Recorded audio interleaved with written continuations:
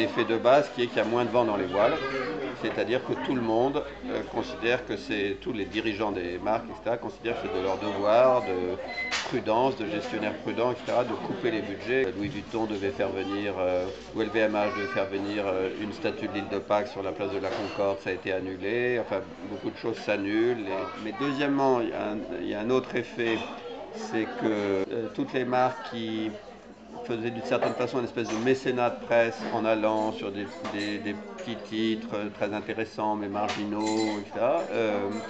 Elle faisait ça en se disant que c'était bon pour leur image, etc. Maintenant, c'est par exemple, on va sur Elle et Marie-Claire et on en sort, ou Madame Figaro, et on n'en sort pas. Il y a moins d'argent, mais l'argent est plus resserré sur eux.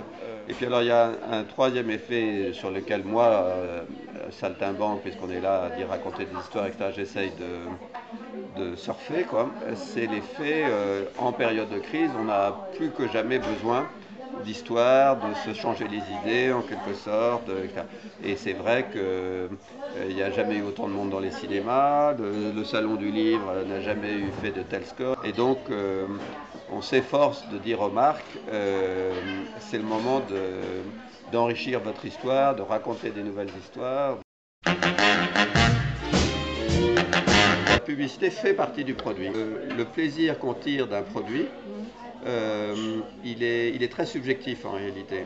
Ce qu'on sait mais c'est vrai aussi dans l'art d'ailleurs, ce qu'on sait de l'objet matériel qu'on a entre les mains, ou qu'on a en bouche, ou qu'on met sur soi, etc., a un effet très déterminant sur le plaisir qu'on en tire. La démonstration que chacun peut faire tous les jours de ça, c'est la dégustation à l'aveugle justement de vin, y compris avec des gens très forts en vin, des experts, etc. C'est très connu que c'est très dangereux de faire goûter un très grand vin en le cachant, parce que tant qu'on n'a pas vu marqué sur la bouteille Château Cheval Blanc 1961, eh bien, on n'a pas autant de plaisir. Ça ne veut pas dire qu'on est snob et bête, ça veut dire qu'il y a un écho entre ce qu'on sait et ce qu'on déguste. L'histoire de l'objet, l'histoire au sens pas uniquement d'où il vient, etc., mais tout ce qui le véhicule d'immatériel est aussi important que ce qu'il est matériellement. Ce discours-là, évidemment, c'est les marques de luxe. Pour elles, il est évident. Les marques non luxe le font, mais enfin, elles font de la publicité surtout dans l'esprit de vendre directement le produit, au sens dire il est super bien, achetez-le, et non pas dans l'idée de on va faire une publicité telle que la valeur immatérielle de mon produit va s'en trouver augmentée. Sauf les meilleures marques en fait. Nike, quand il fait des pubs sublimes comme ils en ont fait, etc., à aucun moment cette pub ne dit achetez donc les chaussures Nike. Mais elle crée une valeur immatérielle qui fait que la chaussure Nike prend crée plus de désir, et donc effectivement elle est plus achetée. Le patron de Nike, il en est très conscient, il dit mon boulot, je ne suis pas essentiellement un producteur de chaussures, je suis un producteur d'une histoire, d'un univers, etc., que j'arrive à monétiser, à rentabiliser en vendant des chaussures. Mais tous les jours, concrètement, son emploi du temps consiste plus à travailler avec des réalisateurs de cinéma, ou alors avec des champions de sportifs, etc., enfin des gens qui créent une histoire. Pu exister, hein. C'est pas parce que c'est de la pub que ça n'est pas une œuvre d'art. L'histoire retiendra certaines publicités comme des œuvres, et non seulement des œuvres, mais des œuvres d'art. Et d'ailleurs, les artistes eux-mêmes, cette idée que la pub c'est un peu dégueulasse, et puis il y a d'un côté les œuvres, l'art, etc., et puis la pub, bon, les artistes eux-mêmes ne partagent pas ça souvent. Moi je travaille donc beaucoup avec des artistes, parce que pour raconter ces histoires, les artistes sont très forts, que ce soit visuellement ou intellectuellement, etc. Et ils sont très contents de le faire. Alors ils sont très contents pour le pognon, parce que les artistes en général sont pauvres, et donc ça leur met du beurre dans les épinards, etc. Mais aussi parce que c'est des exercices de style.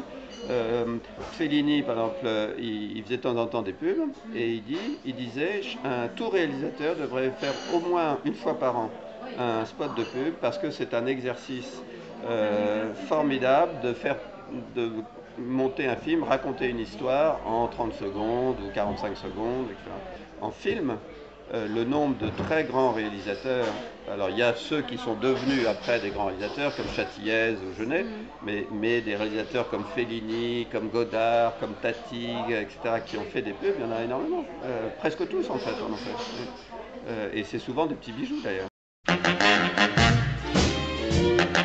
Les gens me disent que bon, c'est toujours comme ça, qu'on est toujours nostalgique du passé, etc. Il me semble quand même que, enfin, il y a longtemps que je n'ai pas vu comme ça par hasard à la télé une publicité qui m'est ébahie. Si on allume sa télé et qu'on voit un écran de pub, à 97% c'est archi nul. Et d'ailleurs, ça ne peut pas dire que ça se soit amélioré depuis ces dernières années. En particulier d'ailleurs parce qu'on ne raconte plus d'histoire. Alors, c'est un peu mystérieux.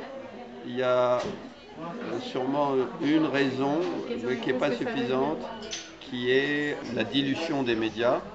Avant, en fait, une marque devait lancer un produit, etc. C'était clair et net. Il fallait faire un film télé, une affiche, une annonce presse et roule.